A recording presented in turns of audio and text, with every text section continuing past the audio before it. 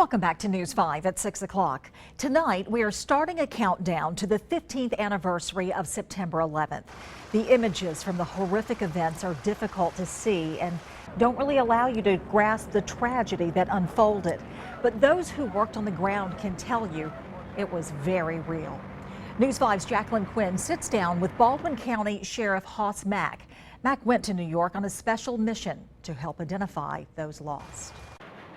But you could see the fire from many miles away because it was still burning. 15 years ago, Baldwin County Sheriff Hoss Mack was a lieutenant and a member of a special task force called DMORT, short for Disaster Mortuary Operational Response Team. Our specialty is working with casualties. He was activated within 24 hours of the 9/11 attacks. There was a heavy smell of fuel, there was a lot of smoke, a lot of electrical burn. At first, Sheriff Mack was overwhelmed, but then he was determined by the goals of his mission. What would happen, and the way this process worked, is the crews were going into these different things. They were burrowing holes into the debris.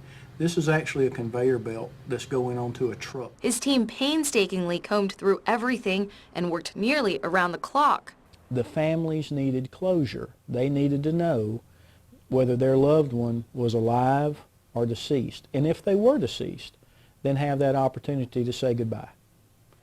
So it didn't matter how small a fragment was, it was treated as if it was a whole person, because we knew that that might be the one piece that might give that family closure.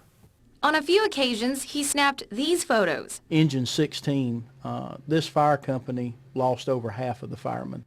These were people, families would post posters, hundreds and thousands of missing person posters. At times, he had to step back. There were times that it would really get emotional, particularly when they would bring a service member in. Sheriff Mack was there for 16 days, and he looks back to his work with pride.